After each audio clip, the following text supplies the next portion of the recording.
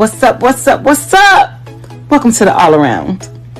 I'm your gracious host, Dr. Anthony. Please tune in on Mondays at 6 p.m. for your entertainment purposes. We will hit current topics, old topics, and everything else in between. Be there or be square. Deuces, my loves.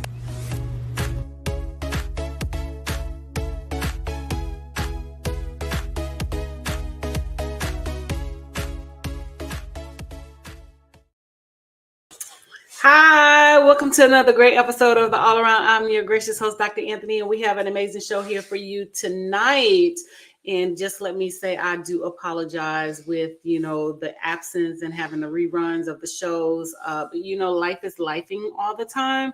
And sometimes it just doesn't work out for me to be, on live. And we have to, rerun the shows. But we're, Mark and I are coming up with a plan so that we can have some updated shows and you guys can, get the heat, get the knowledge, and get the tea. But without any further ado, let's go ahead and bring my producer out, Mark Lee. How you doing, beautiful lady? Looking lovely as always and everything. I know you had a lot. Well, I'm trying to put my lighting together, so it's No acting problem. a little funky over here. No, you're doing well and everything like that. I don't know how the weather is where you are, but I know we're dealing with this storm weather, and there's definitely some serious rains that are coming here. I think this is Helene and all along those lines and everything like that. I don't know how you feel about it, but I sometimes wonder, and this is just me being a little bit sarcastic, so I'm gonna throw it out there, and you can tell me what you think. But as far as I know, there has never been a hurricane. Tawana, and there might have been a Hurricane Mark way back when, but I'm thinking about the people like Katrina and Helene and even Bertha and everything, and how they feel when something as rough as a hurricane is what is named after them, and all along those lines. So I don't know if you had any thoughts around this, because like I said, if there was a Hurricane Mark, it was a long time ago, and I've never heard of a Hurricane Tawana, even though we do know that you have a very volatile personality sometimes in a wonderful way and everything. So it could be a Honestly, hurricane. there has never been a hurricane.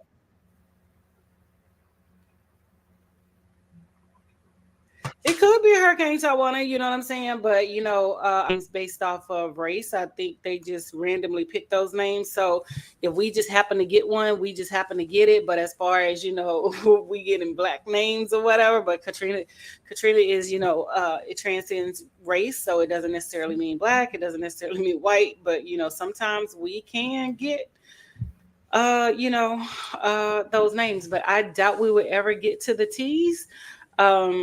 Because hurricane season is about to end. So where are we now? We're at I think we're at what H, letter? because I think this is like Hurricane Okay. Helena or something like that. Yeah. So it never goes towards the end of the alphabet. Not saying that it can't happen or whatever, but I've never seen it go toward the end of the alphabet. So, I'm just, not hoping to get a hurricane named after me, because I would not want Yeah, someone to be in, in dire need in that capacity and things like that or whatever. So no. I agree. So, Well, but speaking of otherwise, something, how are you? I'm doing good. Like I said, I've been missing talking to you and all along those lines, but we actually had some very interesting things. There was a movie shown here at ATI that you would have enjoyed attending. It was called Blind Faith, the Repairers of the Breach, which is kind of that William Barber organization, and some other Mhm. churches were doing it, but it was really a takedown. And when I say it was a takedown of the moral majority and the Tea Party and some of those organizations that use religion in a negative way. And they even talked about how some of the things that we celebrate, like the Star Spangled Banner, God Bless America, and Mhm. In God We Trust on the dollar, actually came up in the 19th century, even though some of those people will have you believe that it was something that was going on with the founding fathers of this country, but apparently not, because as the moderators put it, some of those people were escaping serious religious persecution and all along those lines. So this is a more modern twist of everything. So we had that, and then we had some tap dancers, both adults, which would have been footnotes, as well as some kids, the North Carolina Youth Tap Ensemble, that were performing on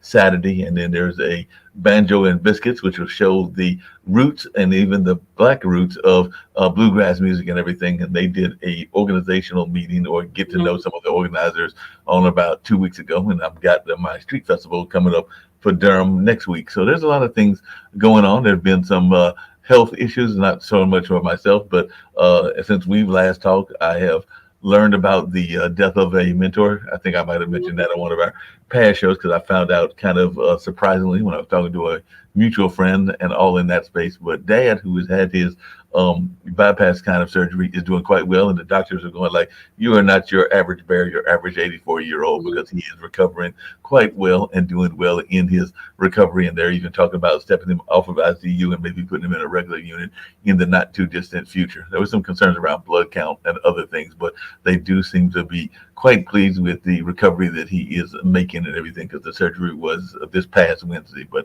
Mhm. he's already off the ventilator and stuff like that. So that's some of the stuff that's going on in my life. I know you were concerned about your relatives there in Louisiana and some of what they were going on. And when we get to issues, and I'll definitely want to hear what you got going on. But I'd love to hear your take on the debate because, as far as I'm concerned, Trump got handed his ass to him, and I just put it bluntly and everything because I think that Kamala just kind of demolished him, and I don't think we've done a show since those debates. But I definitely want to hear your take because I think that she just kind of like schooled him on how to do a debate because he has no clue. Well, he doesn't have a clue on, debate techniques and debate decorum and things like that or whatever. Um, I feel that, he tries to use bullying and, intimidation tactics in terms of, speaking to people, talking about people and then trying to, say, that she's incompetent and things like that. But clearly the person that's incompetent is, him. He really doesn't articulate himself very well.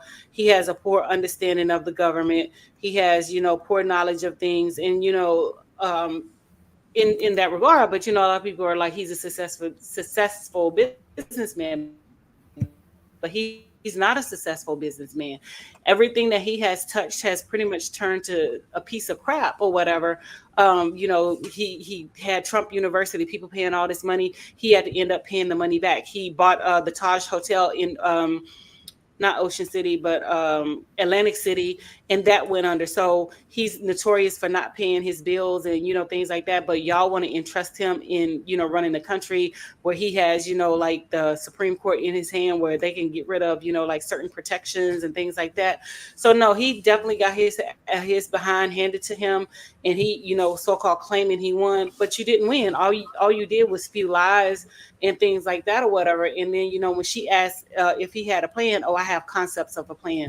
But you were the one that said on day one that you were going to fix the economy, you were going to fix this, you were going to fix that. But it's clearly shown that you didn't do anything. You were riding off the coattail of President Obama in that election, and all the successes that the economy saw was from President Obama. It was not from him. So when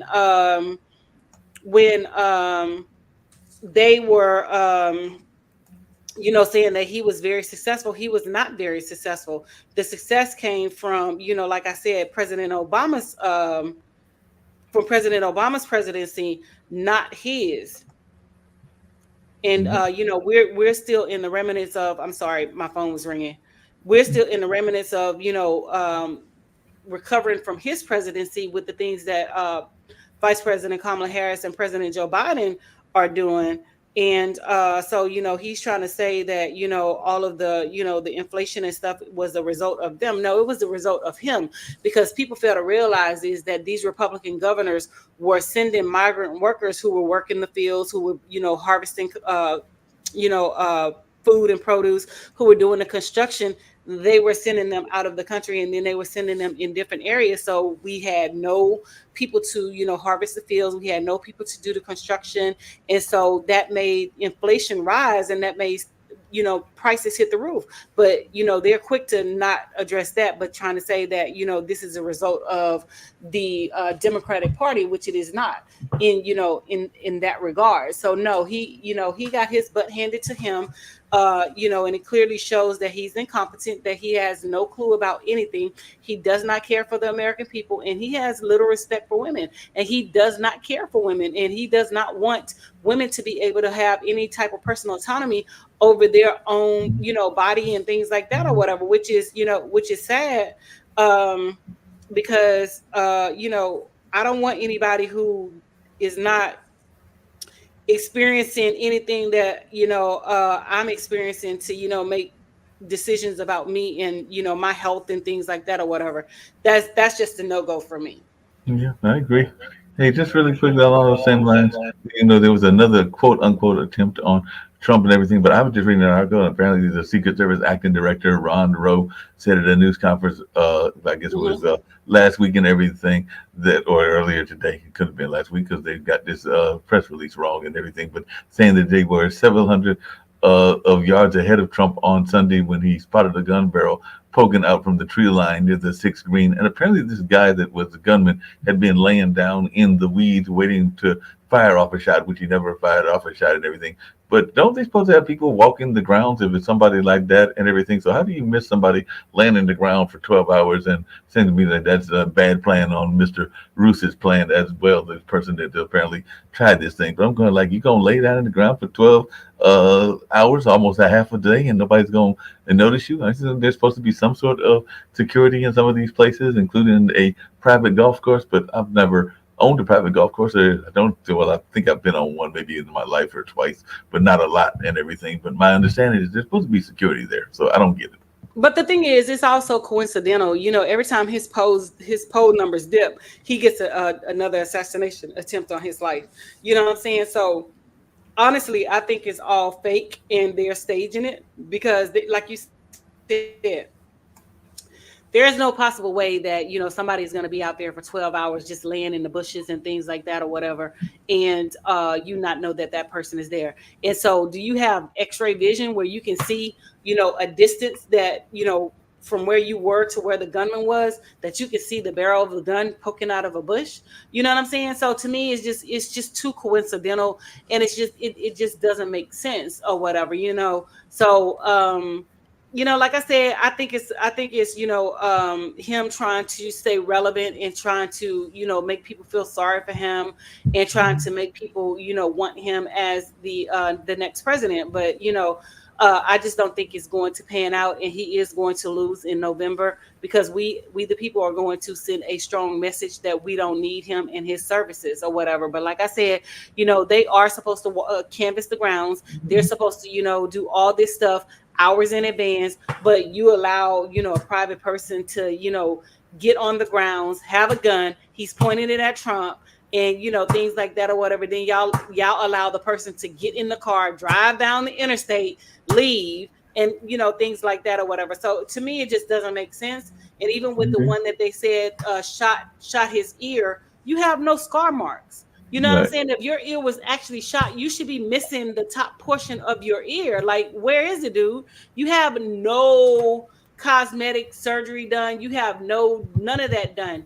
When Mike Tyson bit old boy ear, he still has, remnants of that bite or whatever. And we can see from the incident that happened that took place with Trump. None of this is, none of the things that they're saying is making sense. He doesn't have any scar marks, no scar tissue. And then just honestly speaking, if you got hit in the ear with the AR-15 semi-automatic rifle, those bullets are about this long or whatever. You mean to tell me that half of your head is not missing? You know what I'm saying? And your ear is still intact.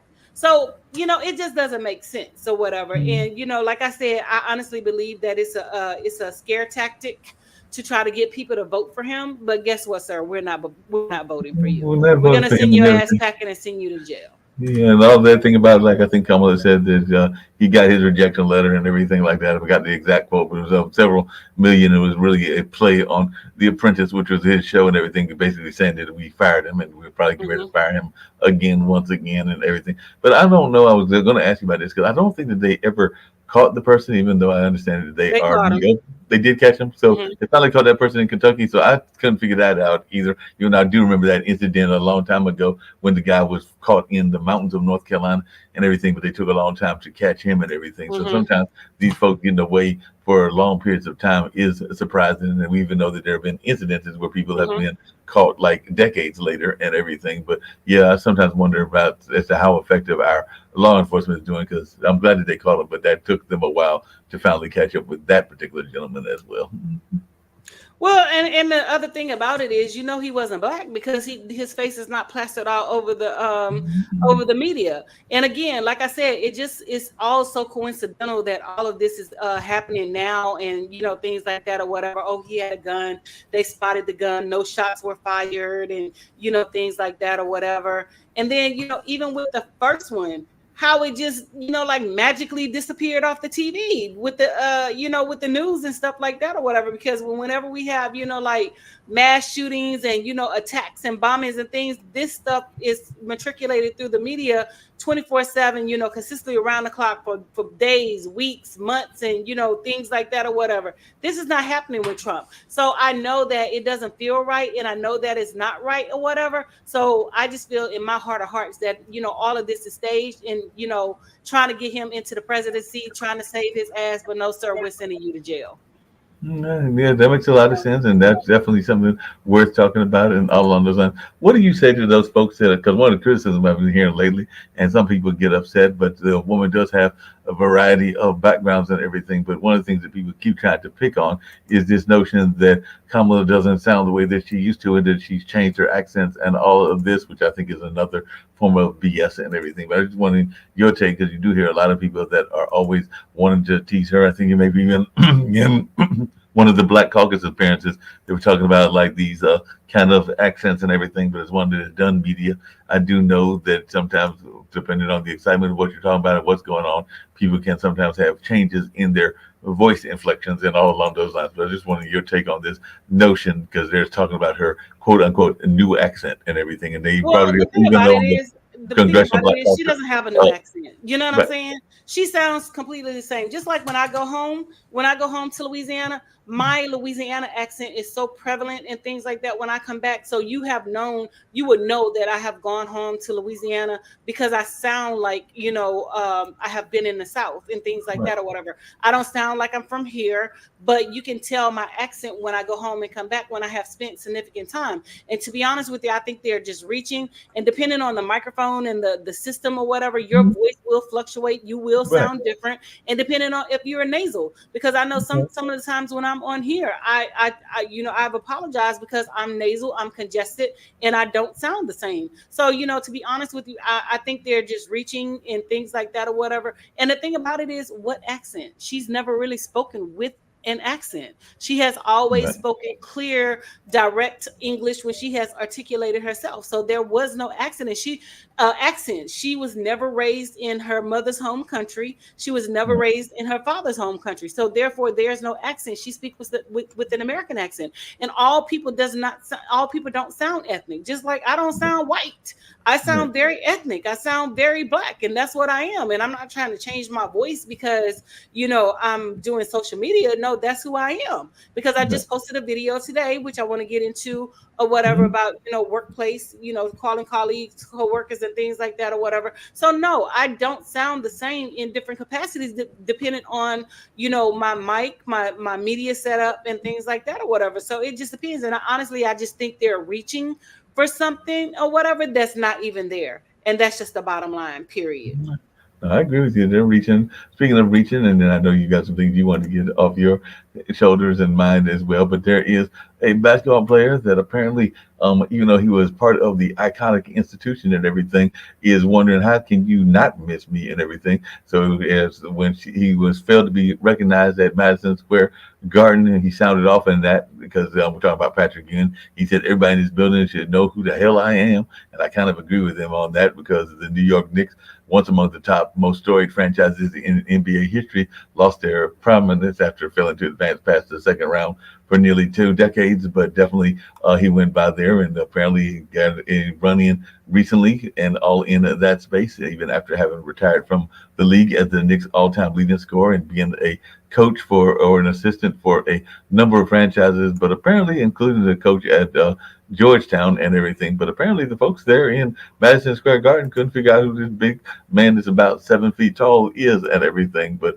I sometimes wonder about that, when they cannot recognize somebody, and particularly somebody that was a core, because even the Big East, where he coached at when he was at Georgetown, played some of their games at Madison Square Garden. So how do you manage to miss him? And there was another incident sometime back with Charles Oakley, who was ejected from, I believe, that same arena or one of those arenas and everything. So I'm trying to figure out how these guards are getting paid these decent sized money, maybe not athlete money, but still, you're supposed to know who some of the stars are from your area and everything. So I just wanted your take on this because when I heard that there were Not necessarily.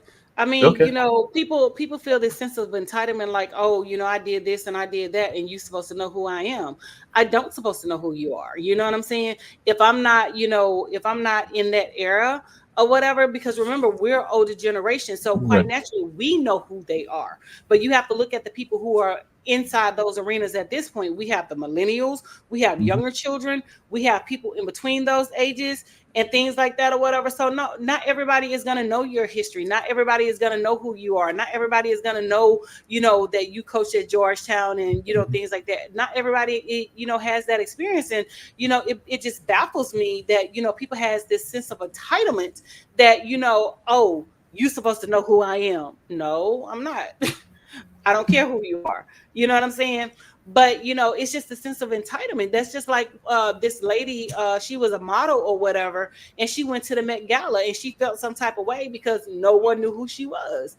But okay, if people are not in that arena and they don't support those venues that you are frequenting, and they don't, they're not into models and things like that. Not saying that the Met Gala is not, but they wouldn't know who you are. She felt some kind of way and she didn't want to do the Met Gala anymore. But sweetheart, we don't know who you are. If you're not a brand name like Kylie Jenner or what's her name, sister name that models, Kendall Jenner, Tyra Banks, Naomi Campbell, those brand names or whatever, we don't know who you are. You may be a successful model. You could have been a very successful basketball player, but you have to look at the generation of folks that are in those arenas at this point. They probably don't know who you are. You know what I'm Yeah. saying? Because, like I said, we are of the older generation. Mhm. So quite naturally, we grew up watching Patrick Ewing. We grew up watching Larry Bird. We grew up Mhm. watching those people, Magic Johnson. So quite naturally, we know who they are. We could recognize them in different capacities. But a lot of people, they're not sports gurus and they're not going to know your history. They're not going to follow you like that unless they're, a true fan. So, the sense of entitlement is just, really baffling to me. It's just Well, crazy. just speaking of the sense of entitlement and everything, coming back to our favorite talking point and everything, and I did want to hear your thoughts about a legend, but before I get to that legend and everything, well, actually two legends, but before I get to those two legends and everything, I just wonder.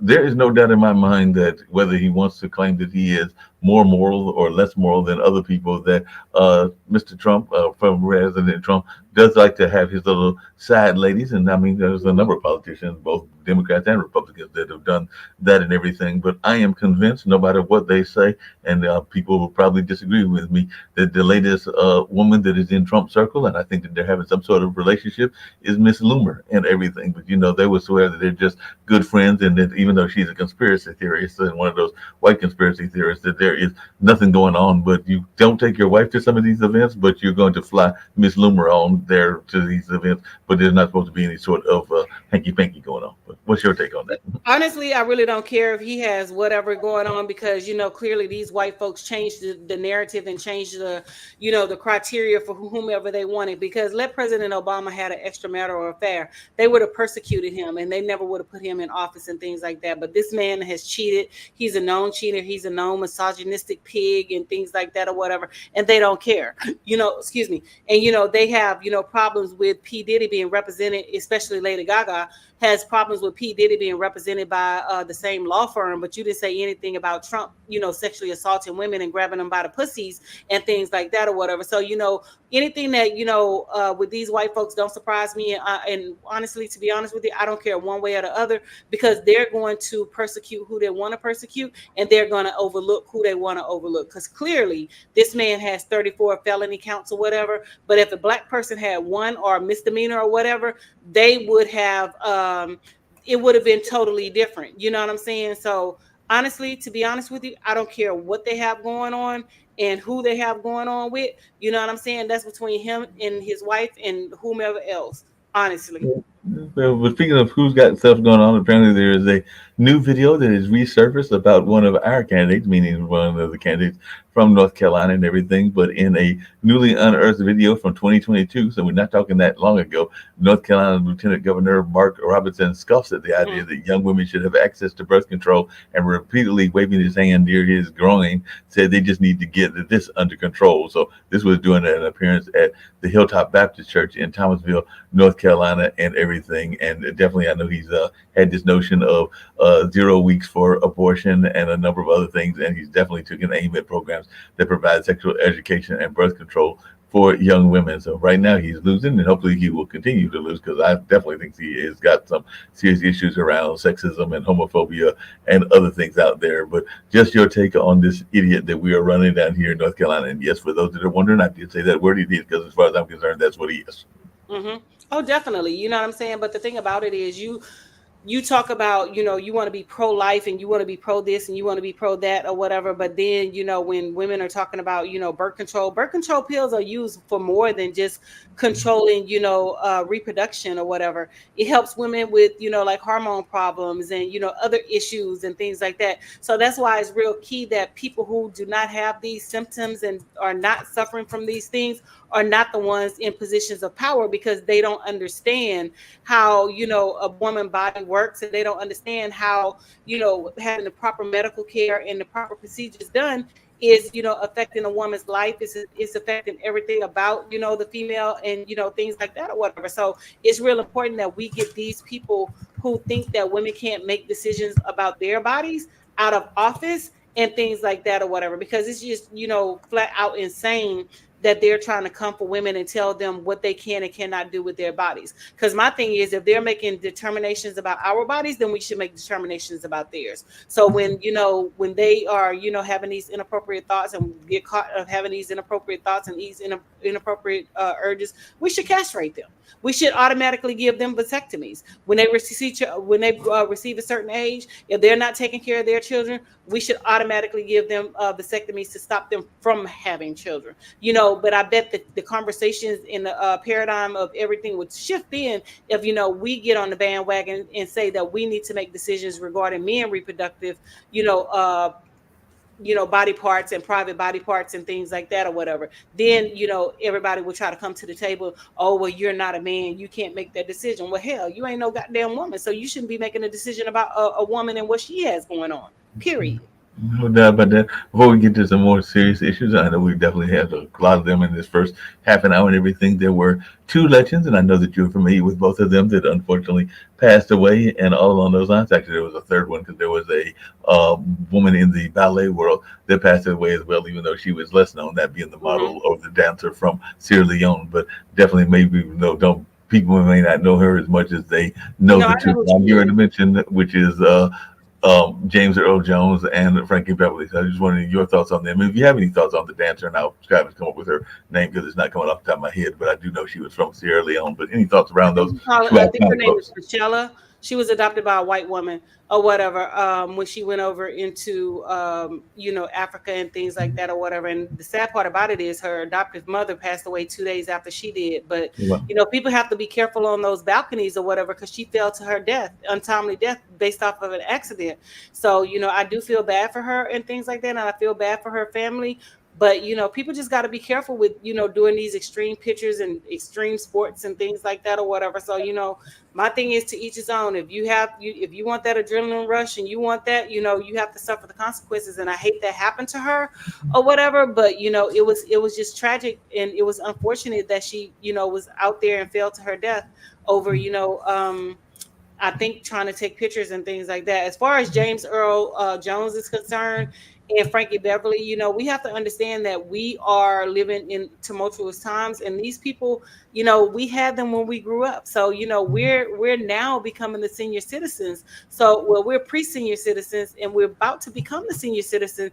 And, our older generation, I thank God for letting us have them as long as we had them or whatever, but they're dying off, and we have to, prepare ourselves for that or whatever. And, I just thank God that we were blessed to keep them for, 94 years and 77 to 80 years. And, we were blessed with their, artistry and the things that they brought to, the cinema and cinematic, talents and things like that or whatever. But our older generation is getting older, and we have to realize that, and we have to respect that. And that's just the bottom line, even with our parents and, family members or whatever. They're not going to be around forever. They're going to expire. I tell my son that all the time, which is, my nephew or whatever, but I call him my son because I raised him, that, I put things in place to make sure that he's going to be okay, because I'm not going to be here all the time. I'm not going to be here forever. And you got to be able to handle your business, as a man, and, things like that or whatever. So, just teaching and preparing them or whatever, because that, death is inevitable. That's something that we can't fight and things like that. Is it unfortunate? Yes. Do the human side of us, have questions about, when people die? Yes. But the spiritual side understands that, there's a time that, your sun rises, and then there's a time when your sun sets. And unfortunately, our elders, their sun is setting, and they're going into, transition into, the elderly state and things like that or whatever, and they're passing on and going to the next life. And No doubt about that. we're No doubt taking about up that. the ranks. Yeah. No doubt about that. Were two things that you said really touched home in one, and one I got to mention another one because we lost, I believe it was yesterday, another legend. His brother was definitely more known than he, and his sister, but Tito Jackson has also joined that ranks of the ancestors and all along those lines. I actually had the pleasure of seeing him perform here, meaning the Hayti Heritage Center, about 6 years ago, because it would have been about 2018 or something. It was part of our Bull Durham Blues Festival, so it was before the pandemic, and ironically, he was performing with the BB King Band and all along those lines, because this was after BB had passed and everything. But definitely, it was good to see him, and he definitely gave a great show and everything. But what was resonating with what you said is that I told you that Dad had his surgery, and it definitely has gone well in the recovery and everything. But they did a get together, he and his lady love, at her house and everything on Sunday that I went to. And one of the things that Dad said, because we all spoke about, him going into surgery and wanting him to recover as quickly as he could and everything. But he said something similar to what you just said, which is that we know that we are all here for a finite time and all along those lines. So he was going in with a positive attitude and is definitely doing well, as I've said several times on this show and other shows. He also looked at me, and he also looked, I believe, more at his grandkids, my nephews, and basically was not admonishing them, but telling them that if they had things that there were things that he knew that they wanted to do, and that we were going to do those things, that we needed to work on getting them done now versus trying to procrastinate on them, because nobody knows how much longer we're going to be here on this planet. It's kind of the notion of, if you're going to do some of these projects that we want to work on together, let's not just talk about it, but let's do it, because we don't know how long we've got here on this planet. Oh no, and that's one of the things that I tell my mom, because anytime I give her something nice, she's like, "Oh, I'm gonna save it." I'm like, "No, use it." You know what I'm saying? Don't save anything, because we, life is not promised. We don't know how long we're going to be here. I could expire tomorrow. You could expire tomorrow, and other people are going to be using your stuff, whereas you saved it, and things like that or whatever. So we have, although we do prepare for the future, but we have to live for the here and now. And again, you mentioned Tito Jackson or whatever. Again, these are our older generation. He was 77 when he passed away. And remember, we grew up with these people. We grew up as children knowing who they are and things like that or whatever. So now we are the pre-senior citizens going into senior citizens. So we are the new generation and the next generation of the elderly. And our elderly folks are, passing on to the next life, and we have to step up and we have to take over. Are we prepared? You're never really prepared for death or whatever, but at the same time, you still have to prepare. You know what I'm saying? So, it's hurtful, but it's a reality. It's something that we can never evade. Yeah, that's very much true. You said there were some other things that you wanted to get to, and there might be some things like gun control and things that I'll hit as well. But I didn't want to, it's your show. Do you want to be dominated? No, you're good. You always ask me great questions, and I always have great responses. So today we had a professional development day. That's why I'm dressed like this. I'm not really in a professional state, but I'm dressed, dressed down and dressed for the occasion or whatever. So during our professional development, one of the areas that we focused on was a core values. And so I pointed out that, you know, a lot of people chose core values that were personal to them instead of workplace core values. And so a lot of people were confused. They were like, well, they're one and the same. And I was like, no, I don't think they're one and the same. You know, core values for the workplace for me is totally different from my core values to the workplace at home. And a lot of people chose family. And I saw that word, you know, matriculated across the board a lot or whatever. And so I told them straight up, I was like, I don't consider you my family. We work together. I'm cordial. I'm nice. I can hang out with you. I can speak to you. I can do all those things, but you're not my family. You know, I don't call you after work. I don't, you know, text you in that capacity. I don't do any of those things. We have a workplace relationship. And then one gentleman was like, you know, I'm consistent across the board. I'm the same. I was like, no, I'm the same. I'm consistent. You know, I don't care if I'm in heaven or hell, but you know, my workplace decorum is different from my home decorum, and you know, things like that. So one of the video that I posted today is, do you consider your colleagues, your coworkers, and the people that you work with family? And for me, that's an epic no, because I just don't, you know, I don't mix my personal life with my professional life. That stays separate. And that's just me personally. So I just wanted to, you know, get your opinion in, you know, TV land out there in social media land. It's posted on my personal page. Do you consider your colleagues family in the workplace? Your colleagues, your coworkers, and other people that you work with, do you consider them family? Mark, do you consider yours family?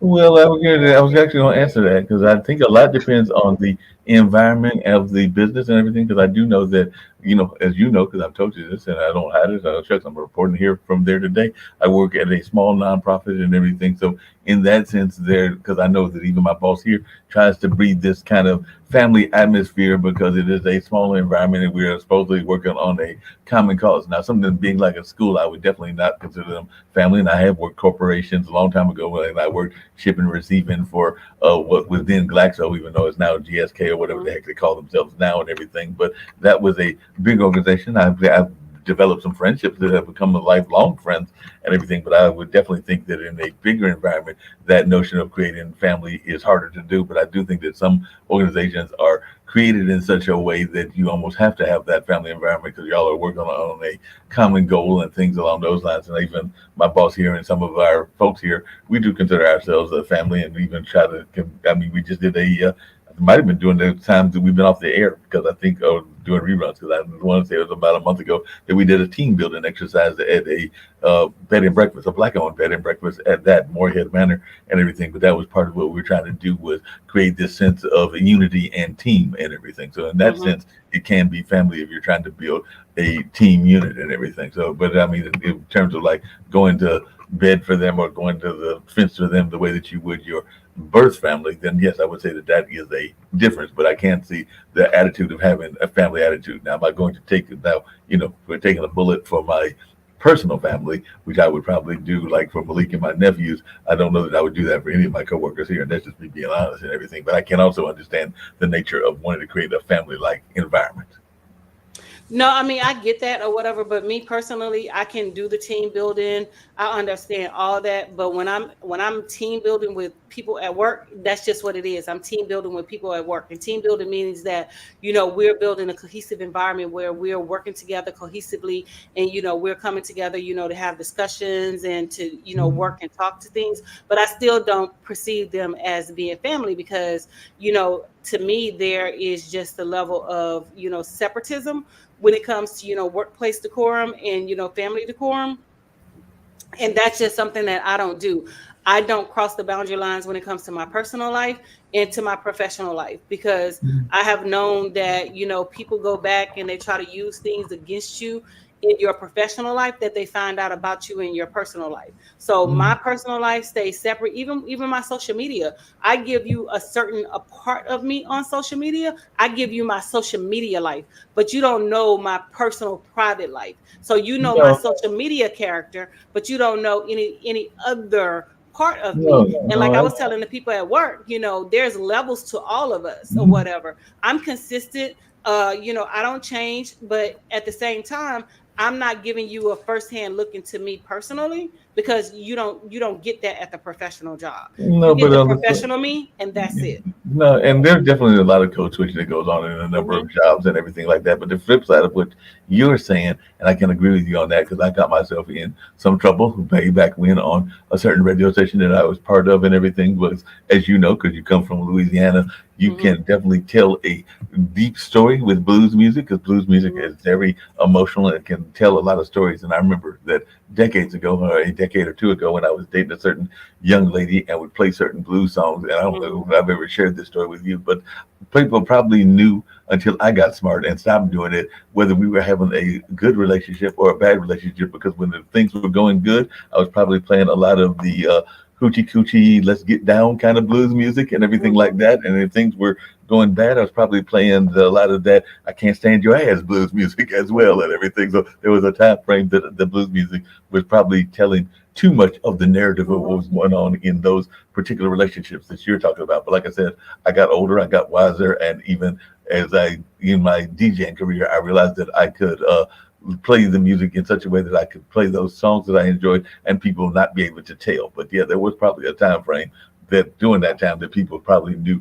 what was going on in my life based on what was being played and everything. If there was a lot of going down on you kind of music. And yes, I did say that if anybody's wondering and Hmm. everything along those lines. And yeah, things were probably going good in the relationship and everything. But then if I was playing a lot of I'm about to stab you and Crossroads music, things probably weren't going good at that time and everything. But I got smart. I realized I liked both of those kind of song narratives, and I might play one when the other mood was going, and vice versa, and all along those lines. So I got a little smarter in my technique. I'll just put it that way and everything. But I do have a question based on a Facebook post that I saw because I am in a lot of different Facebook groups, and it kind of is what we're talking about. But what is your take on friendship and relationships? Because what the post was talking about that I saw, and it might have been in one of my 50s and 60s single groups and everything, was when you are dating somebody, should you have to abandon all of your female friends? So what the person was asking was like, if you are involved in a relationship and you get in a significant relationship,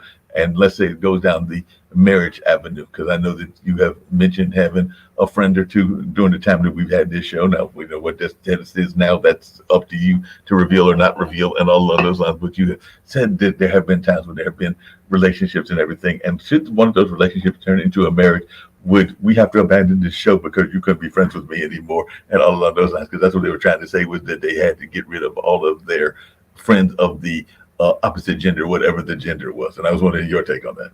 Well, first of all, if my thing is, I let folks know from the jump. I have male friends that's been in my life since I was a child. My male friends are gonna continue to be there, whether you are in my life or not. I don't care if we're married, whatever. We separated. We're roommates. My male friends are not going anywhere. My female friends are not going anywhere. These people have grown with me. These people have been through tough times with me. So why should I give my solid up for something that's a maybe? If Right. you can't come and get in and integrate into my world and accept my friends like I would accept your friends, then that's a red flag for me. And I have ended relationships because people are like, well, you can't talk to this person, you can't talk to that person because I feel some type of way. That's because you feel some type of way. It has nothing to do with me and my friends. My friends have never disrespected me. My friends have never crossed those boundary lines. My friends have never done any of those things. So, for you to come into my life and say that I have to give up my friends to have you, no, you'll be gone before they'll be gone. So I don't even entertain conversations like that or whatever. So for a person who's insecure and things like that or whatever, I'm not the person for you because my friends ain't going nowhere. You know what I'm saying? I'm still going to be friends. I'm still going to communicate with them. I'm still going to talk to them on the phone like I normally do. I'm still going to hang out with them. If they want to come over and we watch movies, I'm still going to do that, but I'm not going to disrespect you. But, at the end of the day, if you can't respect my relationships with my friends and people that were in my life prior to you, then, you and I are not an item. We can't be together because my thing is I'm a grown ass goddamn woman. No, You're a grown ass man. hey, a And we lot don't of have time for games and BS or whatever, because if a person is going to cheat, they're going to do it regardless. If it's a friendship there, or if it's a friendship not there, and 9 times out of 10, you're not cheating with your friends anyway. You're cheating with somebody else. So again, for me, if a person, tells me that I can't have my friends who I've been friends with since day one or whatever, that sends red flags to me, and that means that I don't need you in my life and I don't want you in my life, and I'm not doing no negotiables and things like that. It is what it is. Period. No, Is I either hear, you accept no, it or you don't. no, I hear what you're saying, but the two things that I'd be curious to hear your thoughts around this and everything. I do sometimes think that in relationships, particularly with men and women, folks get too caught up in the romance of relationships, and they automatically are ready to become committed in the relationship way before it is time for the commitment. Because definitely heard people, and I've even been guilty of it, that are talking about that being their king or queen in their life, and they're just now getting to know the person, so they haven't even really had a chance to develop those kind of feelings, and in some cases they might not have even had the intimacy and the mind intimacy, because to me that's totally separate than the physical intimacy and everything. But I just wonder, do you think that because of the instant nature of society that we have gotten too quick to people to automatically want to fall in love quickly or to fall in like quickly and all along those lines? Because I do see a number of people, and I know even in my life I've been guilty of it, that are ready to have likeness or friendship go to the love standpoint. And I sometimes wonder, maybe you're rushing it too fast. But you're a teacher, and that you probably even have to have that conversation with some of your high school kids. So what is your take on that? Honestly, I don't have those conversations with my high school kids because their personal relationships has nothing to do with me. I strictly, have conversations about academia, and now that I'm SGA, about SGA, or what's going on inside of the school. Personal conversations, you're referred to the counselor. But as far as adult conversations are concerned, who am I to tell you that you can't love a person the first time you see them? You know what I'm saying? I can't say that you can't love that person and you don't want to be with that person.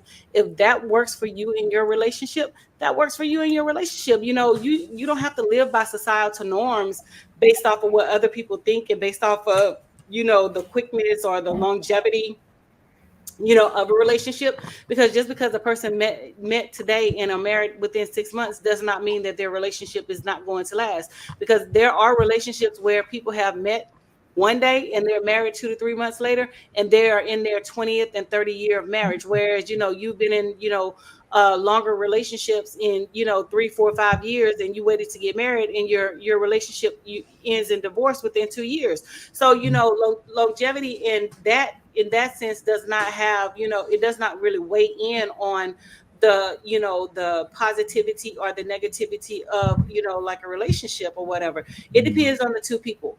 Marriage is hard work. We already know that marriage is hard work, and if you want to put that work into being married and staying married, then I say go for it. You know what I'm saying? Marriage is not for everybody. Everybody doesn't want to be married. Everybody doesn't want to be in a relationship. You have to know who you are as a person and what you want, and you have to be clear of who you are as a person and what you want, and set those standards from day one. My thing is, don't lie to a person and tell them, oh, I want this, I want that, and then you have this person believing that's what you want, and then years later, then you come back and be like, well, I never wanted that from the jump, but this is what you said, this is what you communicated. You know what I'm saying? Just keep it 100, just keep it real, and it won't be no fallout. People respect you more when you dive in and go all gung-ho, instead of you just playing games and lying about what you want, lying about your feelings and things like that. Because I'm like, be upfront with me. Well, Don't play games with me. Be upfront. Let me know from no, jump. Let me know what I'm dealing with, so I'll know how to handle myself, and I'll know, give me a choice, but but don't see make the a decision for me. Yeah, but Yes. people be up front and all along those lines. Because I've actually run into this at least once or twice. It's not something I regularly run into, because I don't usually go for the bad girl type and all along those lines. But I was just wondering. But I do have some friends that have gone for the bad guy type and everything, among my lady friends and everything.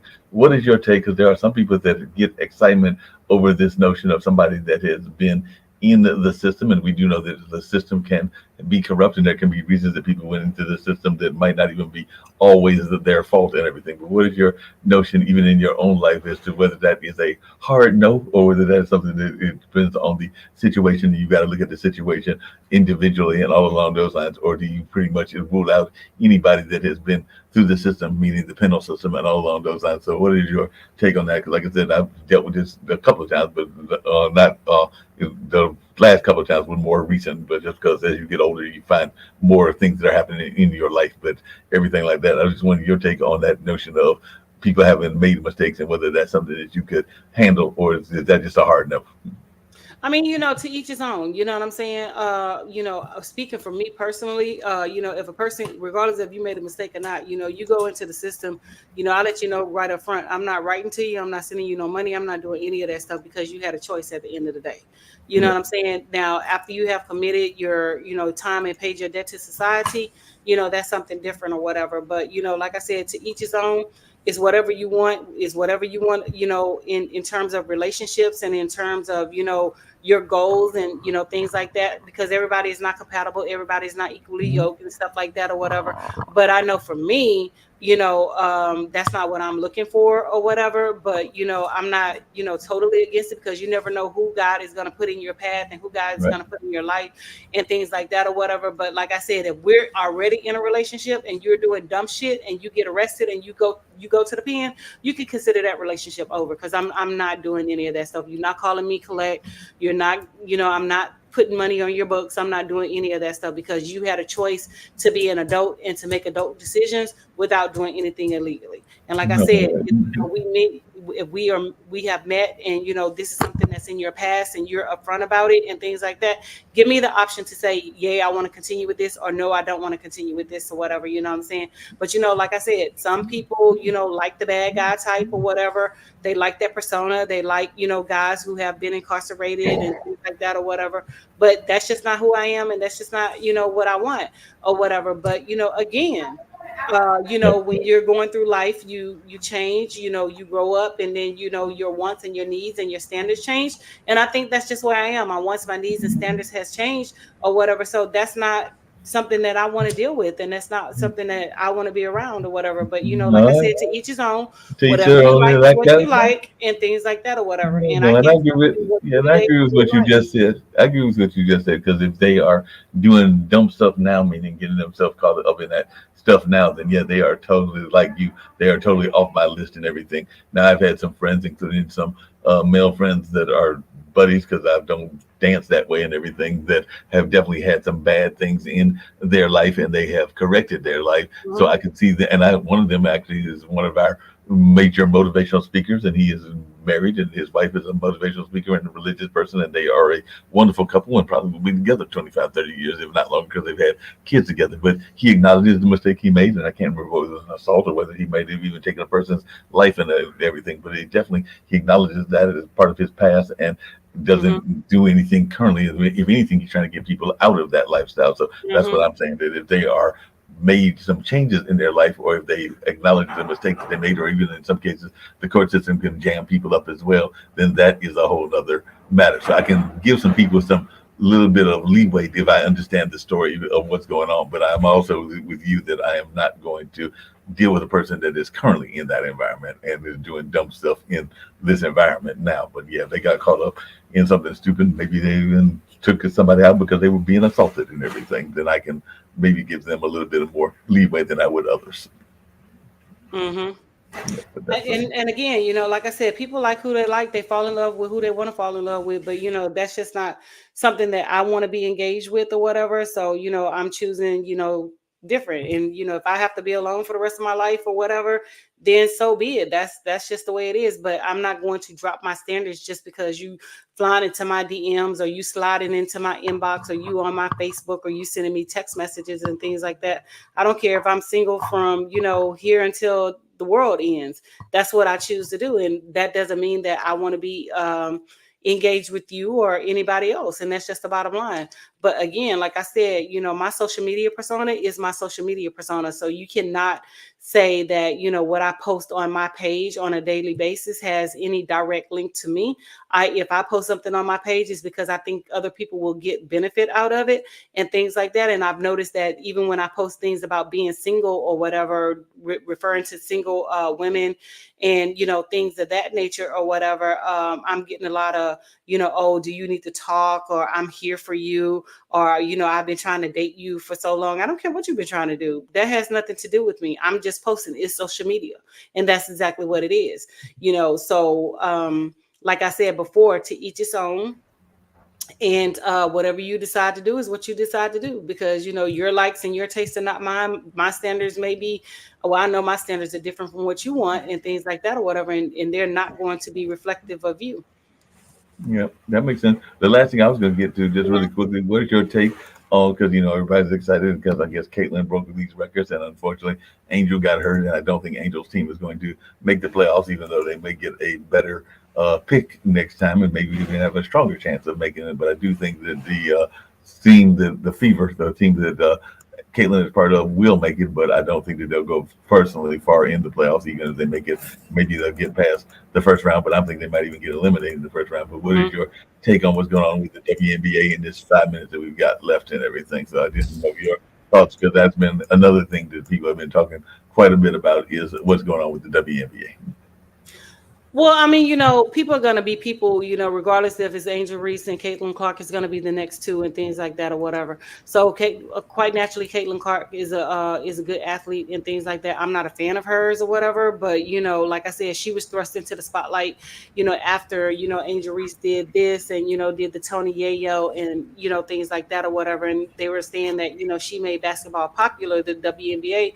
But I've been going to the WNBA games long before Caitlin Clark became drafted by a WNBA team or whatever. So if she makes it to, rookie of the year, more power to her. I hate my girl got injured and she's out of the running and things like that or whatever, but she'll come back stronger. She proved her point. She proved that she's a great player and that she can handle her business and things like that or whatever. So it's nothing left to be said. Yep, I agree with you on that and everything. I don't know if there's anything else you want to cover in the 4 minutes that we've got, but we've had another successful show talking about all kinds of fun things, and we're getting ready to have Maxine and her show, which deals with business and everything, coming up at the 7 o'clock hour. But as always, it's great seeing you and everything. I'm back to the Santa Claus mode, but the next time you see me, this will be cut again, because it is about time for the barber to see me on Wednesday, because I try to see him at least once a month, if not more, and everything. But I've already made the appointment, and I've got, like I said, that street festival, so don't want to be out there on the street festival thinking like everybody thinks I'm Saint Nick. So it will be a little bit on the trimmed down side and all along those lines. But as always, I love that smile and those glasses of yours. It's been a fun conversation. Thank you so much. Yeah, I don't really have anything else that we need to go into or whatever, but we can end, here, because I do have contractors in the house, so that I need to go down and have conversations with him. And that's a whole nother story for a whole nother day or whatever. So, yeah. So, we can just end it, and, the clock on the wall says that's all. We only have like 3 minutes anyway. So I look forward to, talking to you and having more conversations on next week and, more topics and things like that or whatever. So deuces, my loves. Sounds good.